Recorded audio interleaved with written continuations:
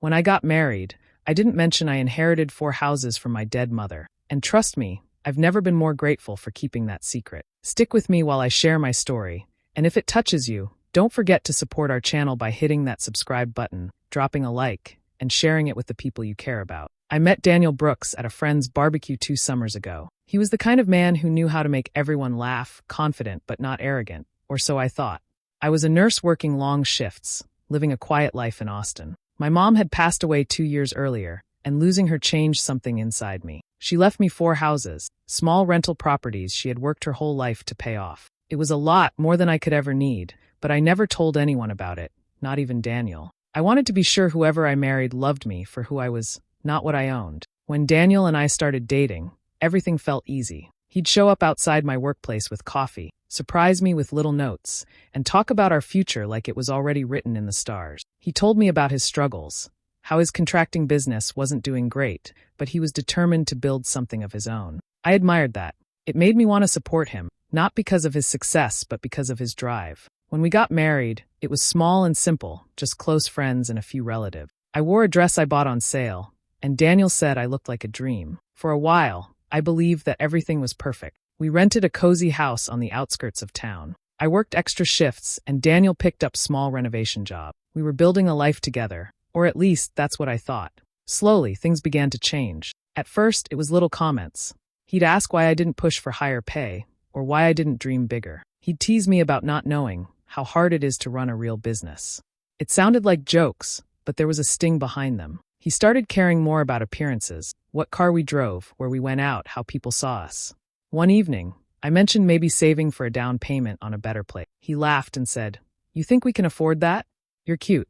Something in me tightened. I didn't tell him I could buy 10 houses if I wanted to. I just smiled and said maybe someday. As time went on, Daniel became more demanding about money. He'd question every expense, even small ones. If I bought a new pair of shoes, he'd roll his eyes and talk about financial responsibility. It wasn't about the money anymore, it was about control. I tried to brush it off, telling myself marriage takes patience. But deep down, I started to wonder who I had really married. And though I didn't say it out loud, a quiet voice inside me whispered that my mother's gift. It didn't take long for things to change after the wedding. At first, it was small, almost unnoticeable things. Daniel started paying too much attention to how I spent money. If I came home with groceries, he'd go through the bags, checking prices and shaking his head at what he thought was waste.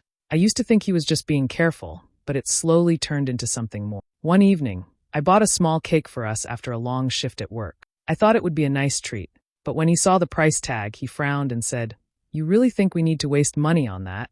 The way he said it wasn't about the cake, it was about control. I felt embarrassed and small, like I had done something wrong just for trying to bring a little joy into our home. He started making jokes about my car too, calling it that tiny nurse wagon. He'd laugh and say things like, "You should be lucky I'm not the kind of guy who cares about money. Some men wouldn't even look at you driving that." I'd laugh weakly, pretending it didn't bother me, but each comment chipped away at me. I noticed he liked talking about people who had money, especially women. If he heard about someone's wife inheriting property or marrying into wealth, he'd smirk and say, "Now that's a smart woman. She knows how to live easy." He'd always follow it up with something like, "Not that I care about that stuff," but I could hear the bitterness in his voice. He'd tell me about rich couples in his line of work, how those people know how to do life right. I started realizing how much he valued money, how he almost worshipped it. And every time he brought it up, a quiet wave of relief ran through me. I was so thankful he didn't know about the houses my mom left me. There was a moment that still sticks with me. We were driving home from a dinner with one of his friends,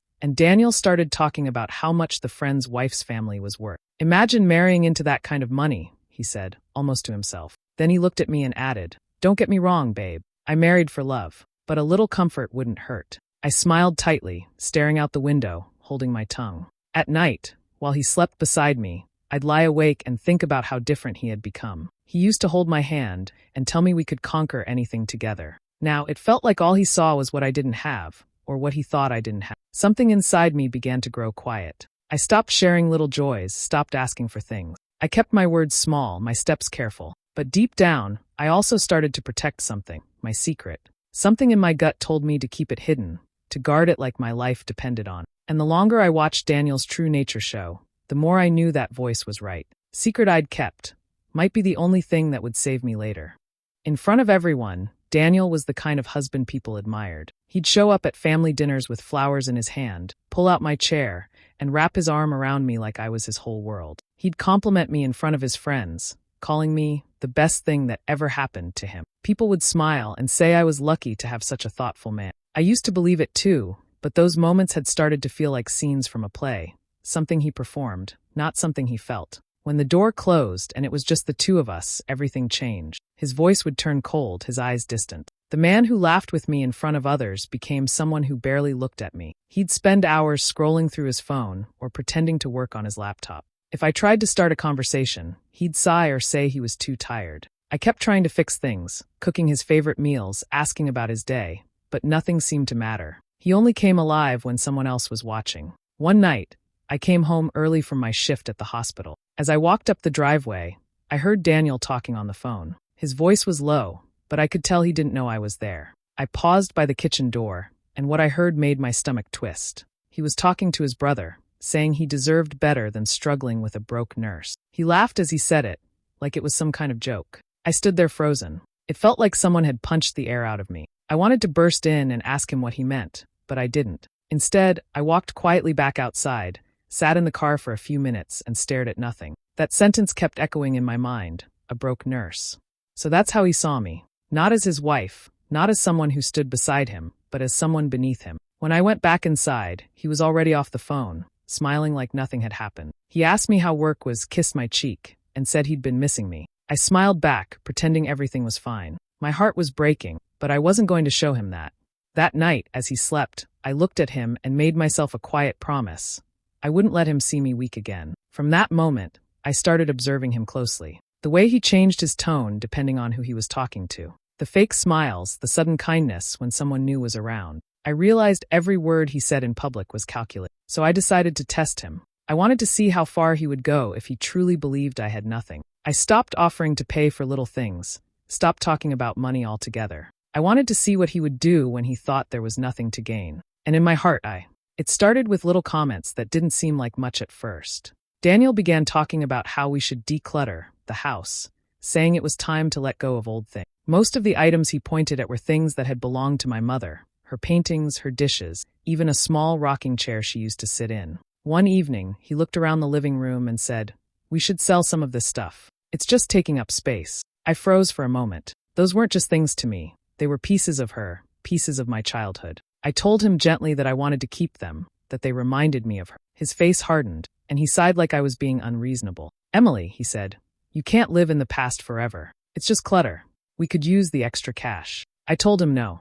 That's when the argument started. He accused me of being sentimental and childish, saying I was holding on to junk. I tried to explain that it wasn't about money, but he just shook his head and walked away. From that day, something in our home shifted. There was no warmth anymore, just silence and tension. Daniel started staying out later than usual. He said he had extra work projects and that his business was finally picking up. I wanted to believe him, but things didn't add up. He'd come home after midnight, smelling like expensive cologne I didn't recognize. When I asked about it, he said he'd stopped for drinks with clients. His answers were always short, always defensive. One afternoon, while paying bills, I noticed strange charges on our shared credit card. Restaurants we'd never been to, hotel bars, and expensive gifts. My stomach turned as I scrolled through the list. I didn't say anything to him right away.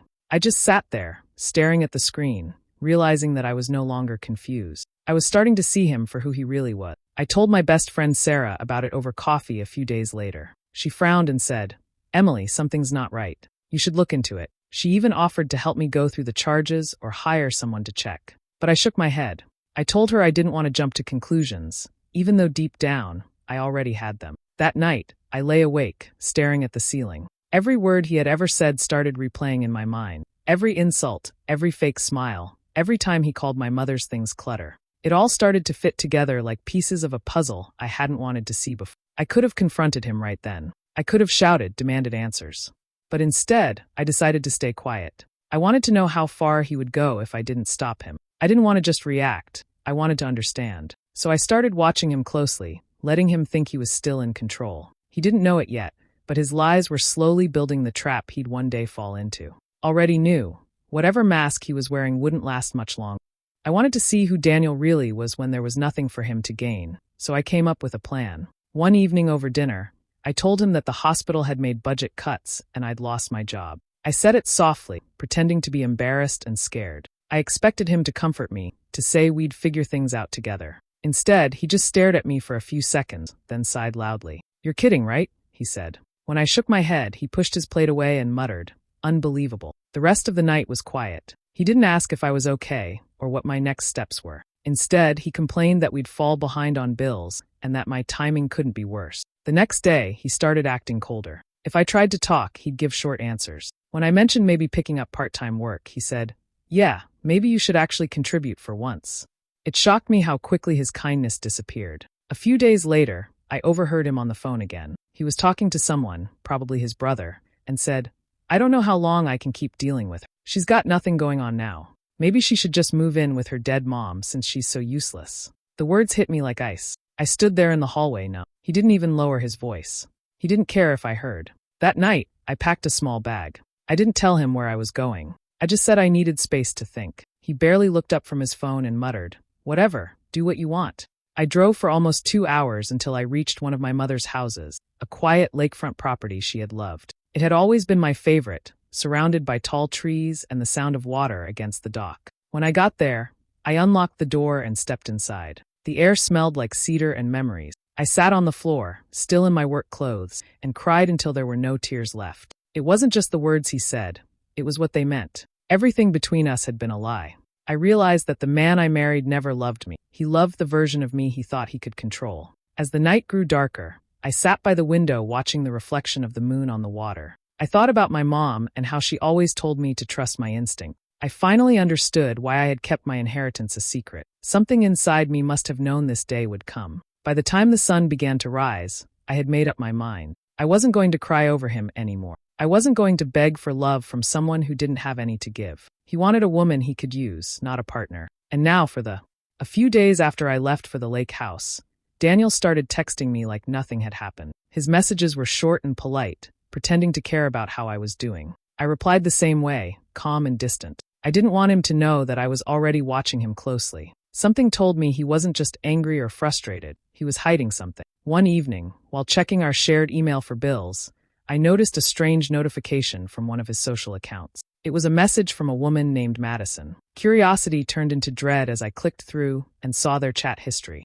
My hands shook as I read the messages. He was telling her how unhappy he was, calling me a burden, and saying he was done with his broke wife soon. He even joked about how he deserved someone who knew how to live better. There were photos too, pictures of Madison posing with jewelry and handbags I had seen charges for on our credit card. The same odd expenses I'd noticed earlier now had faces. My stomach twisted when I realized every gift he gave her was bought with my money. I sat there frozen, scrolling through messages that tore away the last bit of hope I had for our marriage. But instead of confronting him, I took screenshots of everything. Every message, every picture, every transaction. I saved them all in a hidden folder. I wanted proof, not emotion. The old me would have cried or begged for an explanation. But this time I stayed calm. I wasn't going to let anger control me. I was going to let the truth destroy him slowly, on my terms.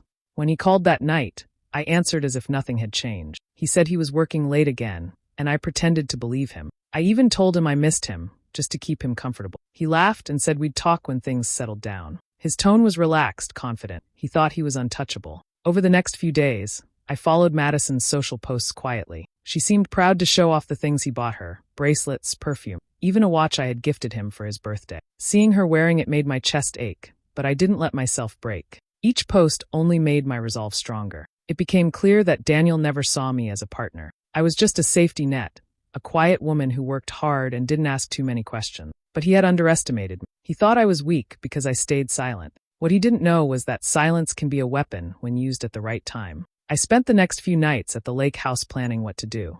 I didn't want to just walk away and let him enjoy his new life. I wanted to make sure that when I was done, he would remember me, not as the woman he betrayed, but as the one who outsmarted him, the one he'd regret losing for the rest of his life. First time in a long time, I knew exactly what I needed to do next. A week later, I decided to go back home. I had cried enough, planned enough, and now it was time to act. I called Daniel and told him I wanted to try again, that maybe we could fix things if we both tried harder. He sounded surprised at first, then quickly agreed. His voice had that fake warmth again, the one he used when he thought he was winning. When I walked into the house, he greeted me with a smile, acting like nothing bad had ever happened between us. He hugged me tightly, called me babe, and said he'd missed me. I let him believe it. I smiled, cooked dinner, and asked about his work. I was calm and gentle, playing the role of a forgiving wife. Inside, I felt nothing but cold focus. After a few days, I brought up money. I told him that since I wasn't working anymore, I had been thinking about selling some of my mom's old jewelry to cover our bills. The moment I said it, his eyes lit up. He tried to hide it, but I saw it. He leaned forward and said, "That might actually be smart.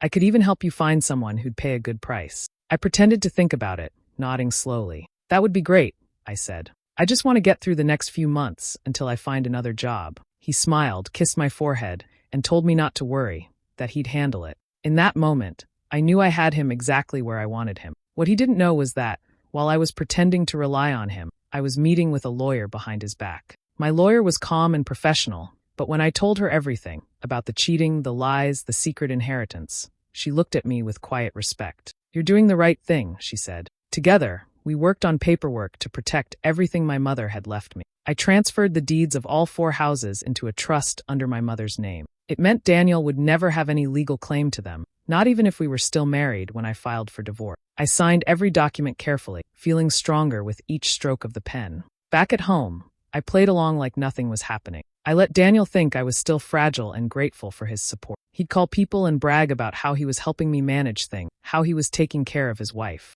I'd smile and thank him in front of others, pretending I believed every word. But when I was alone, I'd look at the stack of signed documents hidden in my drawer and feel a calm I hadn't felt in months. I wasn't powerless anymore. I was no longer waiting for him to change. I was preparing to leave, but not before he saw exactly what it felt like to lose everything he thought he controlled. Daniel had built his life on lies and greed. Soon he'd.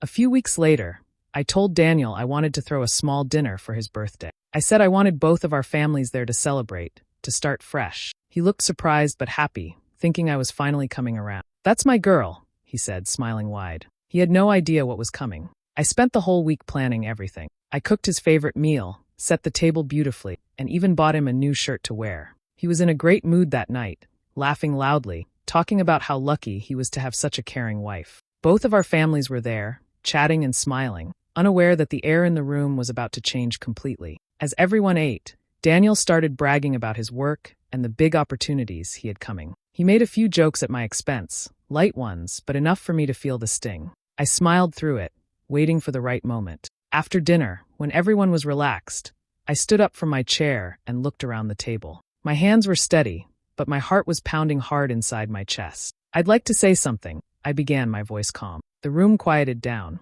Daniel looked at me, still smiling, not knowing he was seconds away from losing everything. "First of all, happy birthday, Daniel. I really did want to make tonight special. But there's something I need everyone here to know, something I've been keeping to myself for a while." I turned to him. "I know about Madison." The smile dropped from his face instantly. The room went completely silent. "I know about the messages, the late nights, and the gifts you bought with my money. I've seen everything." His mother gasped, and my father-in-law's fork fell onto the table. Daniel's face went pale as he opened his mouth, trying to speak, but no words came out. I took a small folder from my bag and placed it on the table. "These," I said, "are copies of every message, every receipt, and every charge. I thought you might like to see what your definition of love looks like on paper." He looked at the folder but didn't touch it. His hands were shaking. Then I took a deep breath and said the part that ended everything. "I also want you to know that I've already filed for divorce. And before you start thinking about what you might get out of it, don't bother. Every property, every dollar, and every asset you thought you'd get from me was never yours to begin with. Everything my mother left me is protected under her name, far from your reach." Daniel looked like he'd seen a ghost. His family just sat there, stunned, no one saying a word. He tried to speak again, but I didn't let him. I slid an envelope across the table, the divorce papers. "You can have these instead," I said quietly. I looked around one last time, then pushed my chair back. My legs felt weak, but my head was held high. Without another word, I turned and walked toward the door. I could feel every pair of eyes on me, but I didn't look back. As I stepped outside, the cool air hit my face, and for the first time in a long time, I felt free. My heart was shaking, but it was beating for me again, and that was enough. Learn that the woman he underestimated had been 2 steps ahead all along.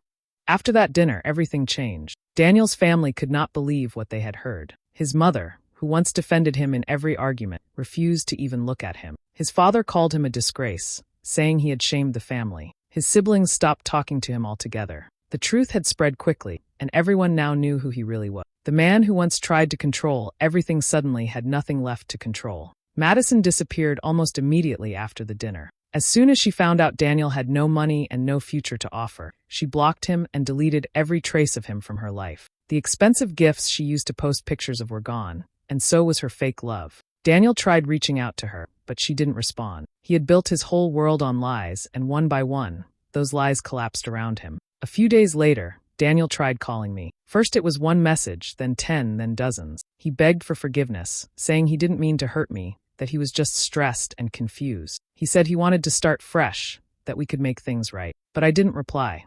I blocked his number, his emails, and every way he could reach me. For the first time, his silence didn't scare me. It gave me peace. I was finally free of his voice, his control, and his endless manipulation. I spent the next few weeks focusing on myself. I went back to work, took long walks, and started sleeping better. I visited the lake house where I had cried months ago, but this time, it felt different. The air was calm, the water still. I sat by the window with a cup of tea and realized I didn't feel angry anymore, just relieved. I had survived something heavy, and I had done it quietly on my own terms. With the help of my lawyer, I began renting out the other houses I owned. I made sure each one was well taken care of, exactly how my mother would have wanted. The income helped me rebuild my savings, but more than that, it reminded me of my strength. Every time I signed a rental agreement, I felt a small wave of pride, because those homes were safe. No one could ever take them away. People in town still saw me smiling and polite, never guessing the storm I had come through. I didn't need to explain.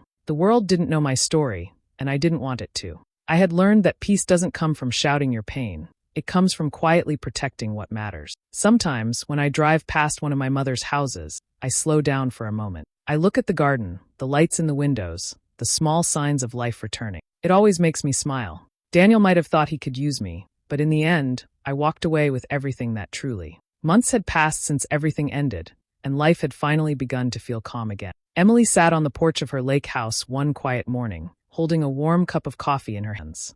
The sun was rising over the water, painting everything in soft gold. The same place where she had once cried and felt broken now felt peaceful and safe. She watched the gentle ripples on the lake and breathed in the cool air, feeling something she hadn't felt in a long time: contentment. The silence no longer felt heavy. It felt comforting, like a friend who had been waiting for her to come back. For so long, she had blamed herself for keeping her inheritance a secret. She used to think that hiding it made her dishonest. But now, she understood it differently. It wasn't deceit. It was survival. If she had told Daniel about those houses, he would have used them, twisted them, and maybe even taken them. Keeping quiet had been her way of protecting herself and what her mother had left behind. She thought about her mother often. Every corner of the house reminded her of her kindness, her strength, and her quiet wisdom. Her mother always said, "Not every truth needs to be spoken, especially to those who won't honor it." Back then, Emily hadn't really understood what that meant. Now she did.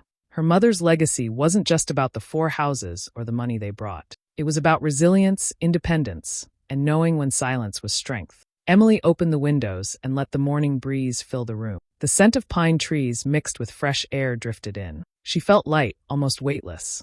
She didn't need anyone to validate her choices anymore. She had made it through heartbreak, betrayal, and loneliness, and come out stronger. The pain had changed her, but it hadn't hardened her heart. It had only made her wiser. Sometimes, when she looked back, she could still hear Daniel's voice, his lies, his empty promises, but they no longer had power over her. He was just a chapter she had finished reading. What mattered now was the new one she was writing, quietly and steadily, with peace as her main goal. She whispered softly, almost like speaking to her mother. "Sometimes silence isn't hiding. It's protecting the peace you'll one day need to rebuild your life." The words felt right, like a truth she had carried all along, but never said out loud. As the morning sun climbed higher, she smiled. She didn't need revenge or closure from anyone else. She already had it. Her strength, her freedom, and her mother's love had carried her through. The 4 houses stood as a reminder, not of wealth, but of wisdom. Emily took another sip of her coffee and closed her eyes, feeling the warmth spread through her chest. For the first time in years, she felt completely free, grateful not only for what her mother left behind, but for the strength she had discovered within herself. Mattered, my mother's legacy, my dignity, and my peace.